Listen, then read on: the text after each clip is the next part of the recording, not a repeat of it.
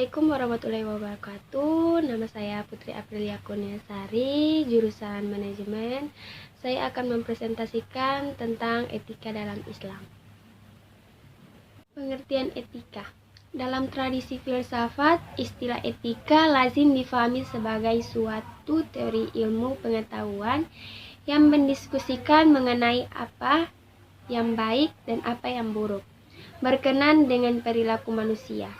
Dengan kata lain, etika merupakan usaha dengan akal budinya untuk menyusun teori mengenai penyelenggaraan hidup yang baik. Persoalan etika muncul ketika moralitas seseorang atau suatu masyarakat mulai ditinjau kembali secara kritis.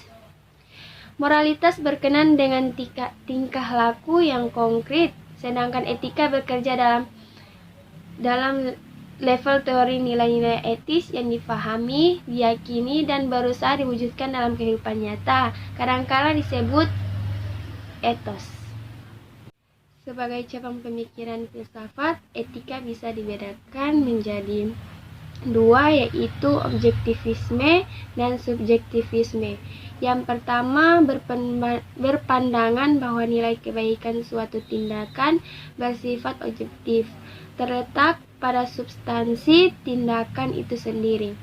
Faham ini melahirkan apa yang disebut faham rasionalisme dalam etika. Suatu tindakan disebut baik. Kata faham ini bukan karena kita senang melakukannya atau karena sejalan dengan kehendak masyarakat, melainkan semata keputusan rasionalisme universal yang mendesak kita untuk berbuat begitu. Dua, etika dalam pandangan Islam. Kalau kita sepakati bahwa etika ialah suatu kajian kritis rasional mengenai yang baik dan yang buruk. Bagaimana hanya dengan teori etika dalam Islam. Sedangkan telah disebutkan di muka, kita menemukan dua faham, yaitu faham rasionalisme yang diwakili oleh Mu'tazilah dan faham tradisionalisme yang diwakili oleh Asy'ariyah. Dan munculnya perbedaan itu memang sulit diingkari, baik karena pengaruh filsafat Yunani ke dalam dunia Islam maupun karena narasi ayat-ayat Al-Quran sendiri yang mendorong lahirnya perbedaan penafsiran. Di dalam Al-Quran, pesan etis selalu saja terhubungi oleh isyarat-isyarat yang menuntut penafsiran dan perenungan oleh manusia. Etika Islam memiliki antisipasi jauh ke depan dengan dua ciri utama. Pertama, etika Islam tidak menginginkan fitrah manusia. Kedua, etika Islam amat rasionalistik.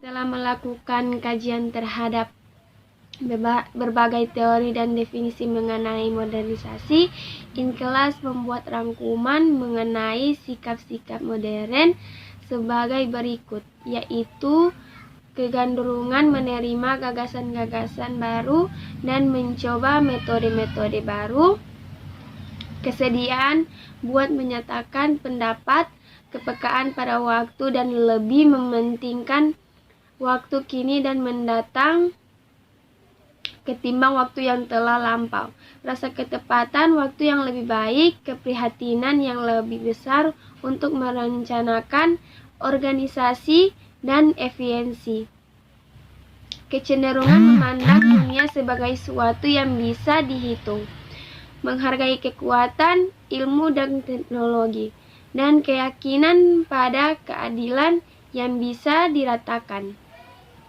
Sekian itu presentasi saya. Assalamualaikum warahmatullahi wabarakatuh.